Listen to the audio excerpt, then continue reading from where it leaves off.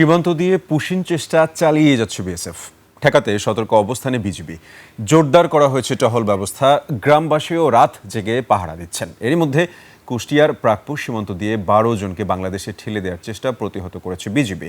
প্রতিনিধিদের তথ্য ও ভিডিওতে উপমা রায়ের রিপোর্ট। নগদ নিয়ে এলো হার না মানা হার অফার। সর্বনিম্ন 10,000 টাকা রেমিটেন্স নগদে পাঠালে থাকছে স্বর্ণের হার জেতার সুযোগ। শুক্রবার ভোরে কুষ্টিয়ার প্রাগপুর সীমান্তে 12 জনকে বাংলাদেশে প্রবেশ করানোর চেষ্টা করে বিএসএফ। বিজিবি জানায় 4 পুরুষ, 4 নারী ও 4 শিশুসহ 12 জনকে সীমান্ত দিয়ে ঢোকানোর চেষ্টা করা হলে তা প্রতিহত করা হয়। বর্তমানে তারা কাঁটাতারের ওপারে অবস্থান করছেন। ঝিনাইদহের সীমান্তে লাঠি নিয়ে স্থানীয় বাসিন্দা আর বাঁশি বাজিয়ে মাইকিং করে টহল দিচ্ছে বিজিবি।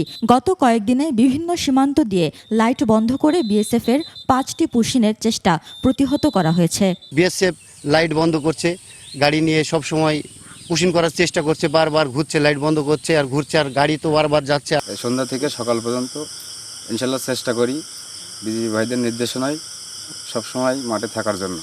এই পুশিং বাংলাদেশের জন্য একটা বিরাট হুমকি স্বরূপ হয়ে দাঁড়াবে, তাই আমরা কখনো পুশিং হতে দেব না।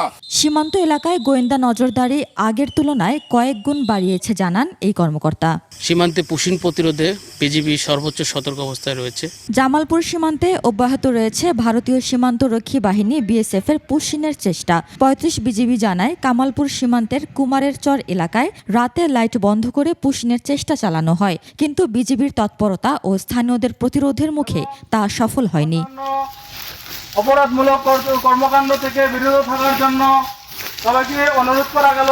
অন্যদিকে পঞ্চগড়ের 278 কিলোমিটার সীমান্ত এলাকাতেও সর্বোচ্চ সতর্কতা জারি করা হয়েছে। সম্প্রতি শিশুসহ 10 জনকে বাংলাদেশে পুশিনের একটি চেষ্টা ব্যর্থ করে দেয় বিজিবি।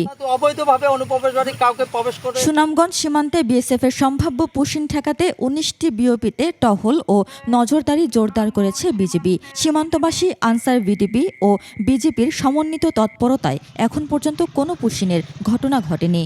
বিজিবি সারাক্ষণই টহল দিতেছে। আমরা বিজিবির সাথে টহলে সারাক্ষণ থাকি। যে কোনো ধরনের পুশিন চেষ্টা প্রতিহত করতে সীমান্তবর্তী জনগণকে সচেতন করা হচ্ছে বলেও জানিয়েছে বিজিবি। আপনাদের আশপাশে এ ধরনের কোনো উপমা রায়, ডেস্ক রিপোর্ট, 21 টেলিভিশন।